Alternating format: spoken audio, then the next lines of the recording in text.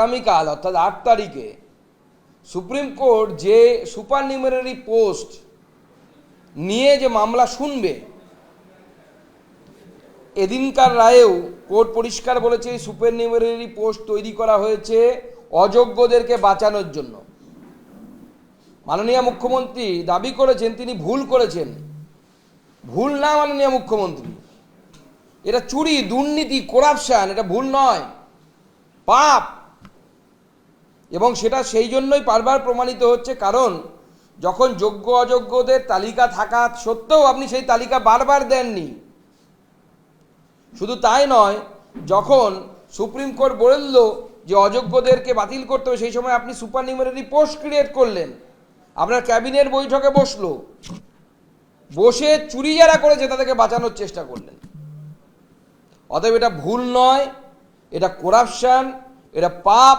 এবং এই পাপের জন্য আগামীকাল যে মামলার শুনানি হচ্ছে, ওই মামলায় আমি 100% আশাবাদী। ভারতবর্ষের বিচার ব্যবস্থার প্রতি আমার পূর্ণ আস্থা আছে যে আগামী দিনে আপনি এবং আপনার ক্যাবিনেটের লোকেরা, মন্ত্রীরা যারা এই সুপার নিউমেরারি পোস্ট ক্রিয়েট করেছিলেন, তারা জেলের ভেতরে যাবেন।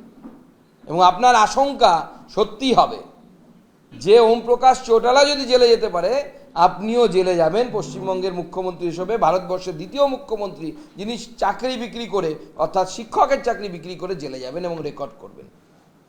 মাননীয় মুখ্যমন্ত্রী নিজে বলছেন যে আগে যোগ্যদেরটা করে নি, তারপরে অযোগ্যদেরটা দেখবো। মানেটা কি? এটা কি দেখবেন? আপনার কাছে নাকি প্ল্যান বি আছে? সেই প্ল্যান বিটা কি আমাদেরকে একটু খুলে বলুন, খোলাসা করে বলুন।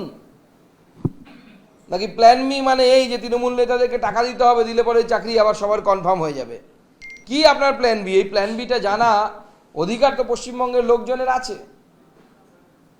আর এরা 2 বছরেরও বেশি সময় পেয়েছিল। মাননীয় মুখ্যমন্ত্রী এর আগের দিন প্রেস কনফারেন্স করে ডাহা মিথ্যে কথা বলেছে যে যোগ্য অযোগ্যদের নাকি ভাগ করার নাকি সময় উনি পাননি। 2 বছরেরও বেশি, এক্স্যাক্টলি মনে হয় 2 বছর 6 মাস, মানে 2.5 বছর সময় পেয়েছিলেন যোগ্য অযোগ্য আলাদা করার জন্য। কিন্তু উনি যোগ্য এবং অযোগ্য আলাদা করেননি। উনি সবসময় চেয়েছিলেন যে পুরো বিষয়টা যেন ঘেঁটে যায়, কোনোভাবেই যেন চাল এবং কাকর এই দুটোকে যেন আলাদা করা না যায়। তাহলে পরে অন্যের ঘাড়ের উপর দিয়ে, অর্থাৎ অযোগ্যদেরকে যোগ্যের ঘাড়ের উপর দিয়ে পার করে দেওয়া যাবে। আর পার করাটা কেন জরুরি? এই জন্য জরুরি কারণ এই অযোগ্য যারা, তাদের লিস্টও আজ অব্দি রাজ্য সরকার জারি করেনি। আমরা তো চাইছি, দাবি জানাচ্ছি যে জেলা ওয়াইজ লিস্ট দেওয়া হোক কারা কারা অযোগ্য।